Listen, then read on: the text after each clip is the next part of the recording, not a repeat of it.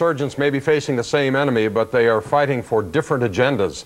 Some are religious, others just out and out political. But if the insurgent groups begin figuring out what they've got in common and they start banding together, well, the whole fight could change dramatically. For a look at that, we're joined from San Francisco now by Ivan Eland, who specializes in national security at the Independent Institute in Oakland. Mr. Eland, nice to have you with us.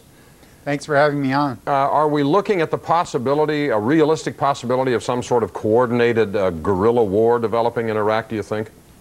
Well, I think we've already got the guerrilla war, but that's the key thing. If the Shia and the Sunnis and any other foreign fighters can unite under one command structure, that sends shivers up the Bush administration's spine. But I mean, why would they want to? These groups hate each other in many ways. I mean, religiously, socially, they don't get along at all. There's been ongoing struggles between them for generations over there.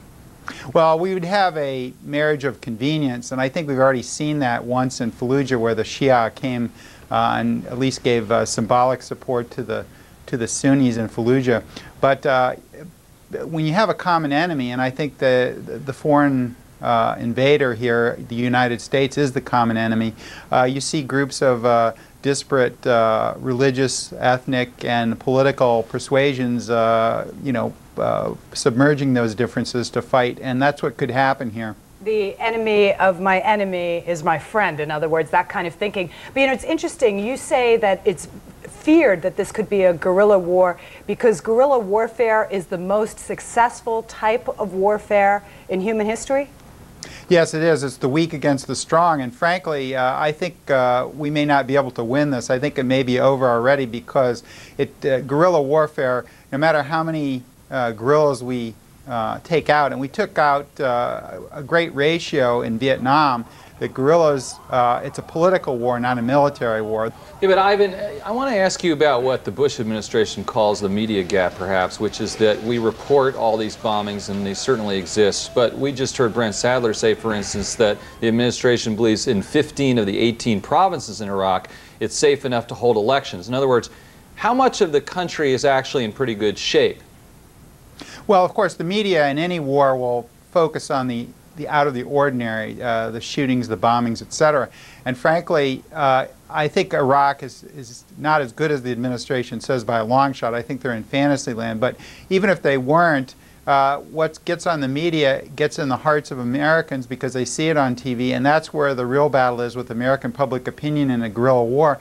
And already, after a year and a half, the American people have said, the majority have said that this wasn't worth fighting. Now that's phenomenal. It took years for the Vietnam War to become so unpopular, but we have 24-hour news such as this channel and others, and we're on a much more accelerated time frame. And so I think what happens on TV to some extent becomes reality.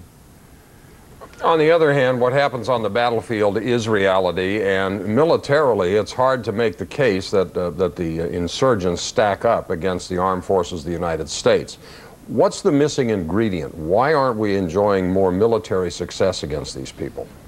Well, if you look at it throughout history in guerrilla warfare, guerrilla is the weak against the strong. So in any of those wars, Vietnam, Algeria with the French, in the late 50s and early 60s, the objective of the guerrillas is to isolate pockets of the superior force and blow them up, shoot them, etc. And the objective is to make it so uncomfortable for the opposing power that they get exhausted, their public opinion gets exhausted, as ours did in Vietnam, and go home. And I think that's why it's so successful. The guerrillas will never be able to stand toe-to-toe with the American military. We have the greatest military on the planet by a quantum margin, but that doesn't really matter in a guerrilla warfare if you can keep the struggle alive. So what does the U.S. do? Does it go ahead with the elections? For instance, I mean, there's been talk about having election in most of Iraq, but not all of Iraq. Does it amp up that mighty military? What does the U.S. and the coalition do?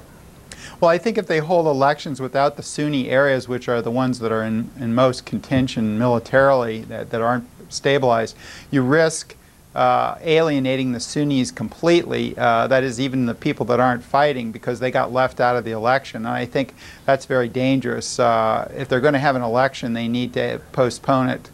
Well, but if the Sunnis want to participate in the election, why don't they take it upon themselves to quell these insurgents so they can get in the game and participate in the new form of government that's probably going to come at some point to that country? I mean, isn't that their responsibility up to a point?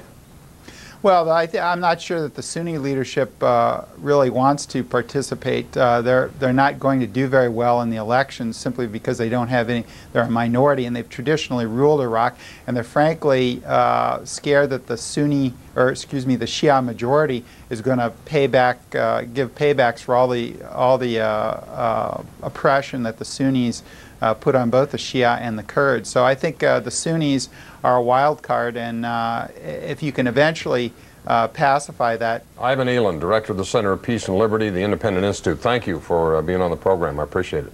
Thank you. Coming up.